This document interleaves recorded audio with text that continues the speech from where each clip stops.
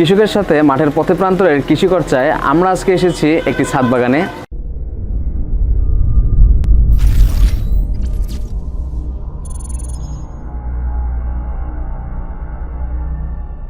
আমরা দেখতে পাচ্ছি শৌখিনতাকে কিভাবে বাস্তবে রূপান্তর করা যায়। আমরা এখানে দেখতে পাচ্ছি উপরে ছাদ আছে, নিচে এখানে অ্যাকুয়াপনিক্স আছে এবং এখানে বেশ কিছু ছোট্ট ছাদে সবজি চাষ করে কিভাবে পরিবারের চাহিদা পূরণ করা যায় এবং পুষ্টির চাহিদা পূরণ করা যায়, এই বিষয়গুলো আমরা এখানে দেখতে পাচ্ছি। দৃষ্টিনন্দন ছাদ বাগানটিতে আছি, তার এক পাশে হচ্ছে অ্যাকুয়াপনিক্স, মাঝখানে আছে কিছু সবজি এবং তার সাইডে আছে কিছু ফল গাছ। এই দৃষ্টিনন্দন ছাদ বাগান যিনি তৈরি করেছেন, গড়ে তুলেছেন শৌখিন মানুষ মানিক ভাই। আমরা মানিক ভাইয়ের সাথে আছি, আমরা ওনার এই ছাদ বাগান নিয়ে ওনার গল্প শুনবো, উনি কীভাবে অ্যাকুয়াপনিক্স করে তুললেন এবং সাথে এই ছাদকে ছোট্ট একটু জায়গা এখানে খুব সুন্দরভাবে উনি কীভাবে সাজাচ্ছেন, এই বিষয়গুলো ওনার কাছ থেকে জানবো। মানিক ভাই কেমন আছেন? জি হ্যাঁ, আসসালামু আলাইকুম। ভালো আছি আমি, আপনি ভালো আছেন? হ্যাঁ আমিও ভালো আছি আলহামদুলিল্লাহ। আপনার এই ছোট্ট জায়গায় আমরা দেখতে পাচ্ছি একপাশে আপনি অ্যাকুয়াপনিক্স করেছেন। জি। তো এই ধারণা আপনি কোথা থেকে পেলেন, কিভাবে পেলেন? আচ্ছা, এটা আসলে আমি যখন এই বিল্ডিংটা তৈরি করি, তৈরি করার পরে ছাদের উপর তো সবাই গাছ লাগায়, আমি ইচ্ছা করলাম যে একটু গাছ লাগাই। গাছ লাগাইতে যায় যে আসলে গাছটা কিভাবে ডেকোরেশন করব, কোথায় কোন গাছ লাগাবো, এগুলো নিয়ে আমি বিভিন্ন ইউটিউবে সার্চ দিলাম। দেওয়ার পরে আমি ওই শাইখ সিরাজ স্যারের বিভিন্ন প্রোগ্রামগুলো দেখছি, অনেকগুলো প্রোগ্রাম, প্লাস রাজশাহী ইউনিভার্সিটির কৃষি ইউনিভার্সিটির যে বাংলাদেশ কৃষি বিশ্ববিদ্যালয় এক স্যার যে ওনার যে অ্যাকুয়াপনিক্সের যে ধারণাটা, ওই ভিডিওটা আমি কয়েকবার দেখছি। দেখার পরে তো আমার হঠাৎ মাথায় আসলে যে আমি মাছ চাষও করতে পারবো, আবার সবজিও করতে পারবো। এই থেকে টিউটোরিয়াল দেখে দেখে দেখে দেখে দেখে আমার তো এটাকে সেট আপ করা আর কি। সেট আপ মানে এখনও ফাইনাল করতে পারি নাই, মাত্র শুরু করছি আর কি। আচ্ছা, আমরা অ্যাকুয়াপনিক্সে আমরা ঢেঁড়স দেখতে পাচ্ছি, আবার আমরা আপনাদের যে ছাদ আছে যেখানে আপনি সবজি করেছেন, এখানেও আমরা ঢেঁড়স দেখতেছি।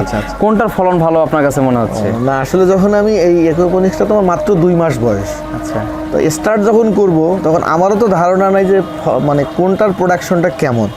তো আমি একই দিনে একই সময় অ্যাকুয়াপনিক্সেও ঢেঁড়স লাগাইছি, আবার আমার নর্মাল বেডেও ঢেঁড়স লাগাইছি। তো দেখা গেছে প্রথমের দিকে আমার নর্মাল বেডের ঢেঁড়স গাছগুলো খুব দ্রুত হয়ে গেছে, আর অ্যাকুয়াপনিক্সের গাছগুলো একটু ছোটো। তারপরে যখন প্রোডাকশন লাইনে চলে গেছে, মানে প্রোডাকশনে এখন আমার এই গাছগুলো আস্তে আস্তে আস্তে হয়ে যাচ্ছে, মানে নর্মাল হয়ে যাচ্ছে, এগুলো রোগ ধরতেছে, স্প্রে করা লাগতেছে। আর আমার অ্যাকুয়াপনিক্সের যে গাছগুলো, সেগুলো কিন্তু এখন মনে হয় কেবল যৌবন ফিরে পাচ্ছে ওরা, ওদের প্রোডাকশনটাও বেশি। এখন ওখানকার চেয়ে এই প্রোডাকশন অনেক মানে কম। আমার এখন মনে হচ্ছে এটা তুলে ফেলে আমি সবগুলো অ্যাকুয়াপনিক্সেই করি।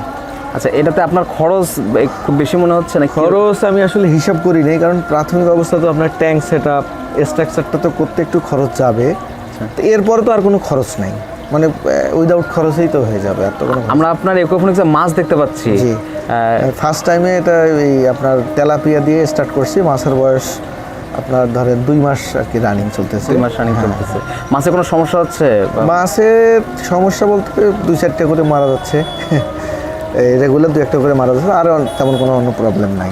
আর আসলে আমার যেহেতু কোনো ট্রেনিং নাই, আমাকে আবার শিখতে হয় কোন খাবার দিতে হয় কখন। এই খাবারের গন্ডগোলের কারণেই প্রবলেমটা হচ্ছে, অক্সিজেনটা ঠিক মতো পাচ্ছে কি না, এই ট্রেনিং হচ্ছে এবং আপনি শিখতেছেন, এটা থেকে এখান থেকে শেখা মজার বিষয়। আমরা এই ছাদ বাগানে আপনার কবুতর দেখলাম, আপনি খুবই শৌখিন মানুষ, কবুতর এখানে নিয়ে আসছেন। যেহেতু বাগানটা আমার একটু মানে প্ল্যানিং করেই করব, তো ওই যদি উপর থেকে আমি একটু দিয়ে দিলাম যাতে ওই গাছগুলোর মধ্যে যাতে কোনো ভাইরাস টাইরাস না আসে, এই জন্য উপরে আমি শেড করলাম, মাছি পোকা বা এই জাতীয় কোনো পোকা যাতে না আসে। জি, এই জন্য আমি শেড যেহেতু করলাম, তখন শেড করার পরে তো তাহলে ভিতরে তো অনেক জায়গা, কবুতর যদি উড়ে বেড়ায় তাহলে তো ভালোই লাগবে। এই জন্য আবার কবুতর নিয়ে এসে লাগানো আর কি। তো বেশ ভালোই দেখা যাচ্ছে আর কি, এখন ওদের সঙ্গে সময় কাটাও যায়। হ্যাঁ, বিকেলবেলা। আপনার পরিবারের যে সবজি পুষ্টির চাহিদা, সবজি আল্লাহর রহমত মোটামুটি আমার যেহেতু 2 মাস, এখানে আমি রেগুলার বেগুন, তারপরে আপনার পুঁই শাক, কচু, তারপরে ঢেঁড়স, শশা, তারপরে তরাই